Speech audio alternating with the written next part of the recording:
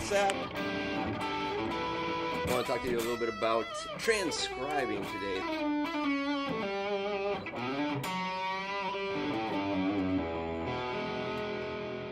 First off, when we talk about the word transcription, transcribing can mean two things to people. It can mean literally write it out from listening to it, or it can just mean the general learning by ear. So whichever way you subscribe to, that's cool. What we're talking about is listening to a recording and learning it note for note. How do we do it? How do we get better at it? Well, there's a whole lot of different ways to do that. I think, number one, you need to have really good speakers or really good headphones so you can hear the details in the recording. I think if you take the recording as a whole, it can be really intimidating, so break it down into pieces, like one phrase at a time. So let's say the soloist is doing something like this.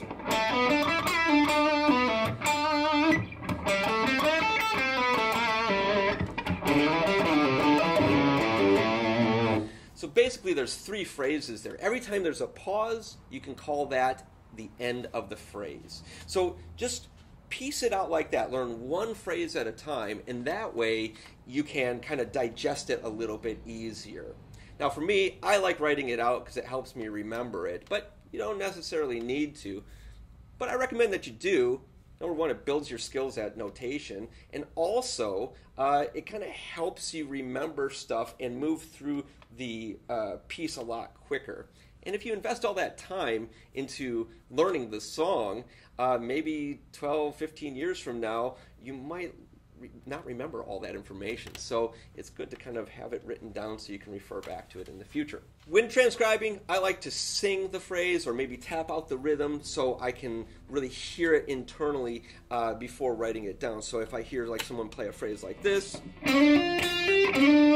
then I might go do-ba-da-da-do and make sure that I hear the rhythm right and I hear the pitches right. And I keep doing that until that phrase sounds right in my head, and then I will then kind of explore my instrument and figure out where those notes are.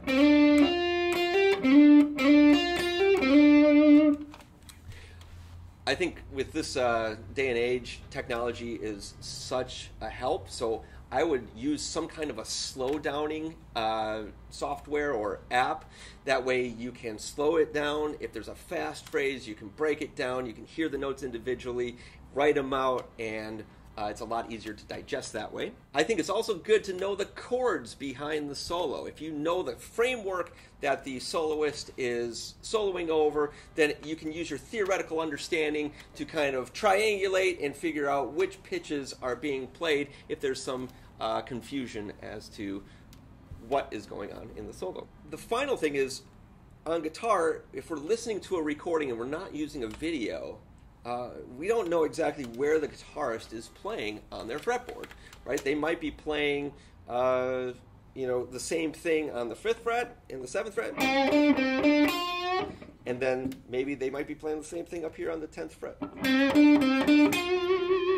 How do we know? Well, we don't, but there are some clues that we can kind of take from. So if you think about this, there's a logic to where our fingers want to be on the guitar and how things kind of naturally flow through the fingerboard. So we want to use that guitar logic to help us. If we come up with a really complicated fingering, there's a good chance the guitarist didn't play it that way. Is there an easier way to find how to play those pitches in as close a proximity as possible with each other? So I call this guitar logic. So we have to audition many ways to play the same exact phrase until we find the absolute easiest way to do it. Why transcribe? Well, I think there's a few things that are really valuable from transcription. First off, I think it gives you a lot of great insights as to how the master artists think. And when we're trying to develop our own way of approaching music and improvisation or composition, we need a model. We need something to go from. So it's great to find someone to get information from, and why not go to the masters? Secondly, I feel it's a really good chop builder. So if you want to learn a really technical solo, let's say, it can really help with developing your finger skills. Right? So maybe you can't do that, but after some kind of work with listening to it and then playing through it, you can eventually get there. And so that can be very helpful for your guitar skills. It can also help your ear, which is one of the most important things as a musician to develop. We need to be able to hear things really quickly and then translate it into musical information or output.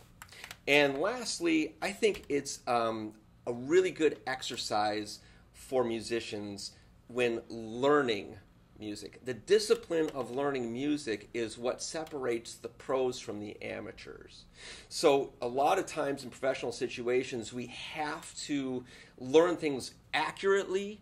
We have to really know the details of that piece, and we have to remember it. And we can't make the same mistakes over and over again. And by going through the learning process of a note-for-note transcription, we tend to find where we make the same mistakes over and over again, which tells us how we learn, and then we can refine our learning process. So those are the reasons why it's important to transcribe, in my view. If you're interested in learning more about this stuff, get in touch with me on Lessonface, and I hope to see you soon. Have a great one.